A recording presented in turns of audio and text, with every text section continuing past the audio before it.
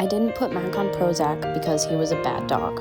I did it because his anxiety was controlling his world. We tried training, structure, enrichment, and time. And while those helped, they weren't enough on their own. Prozac isn't about changing who he is. It's about helping his brain feel safe enough to learn, rest, and enjoy life. Medication isn't giving up for us, it's giving him a better chance. It gives Mack freedom from fear of people, noises, new places, and other dogs. Finally, he can just be a dog.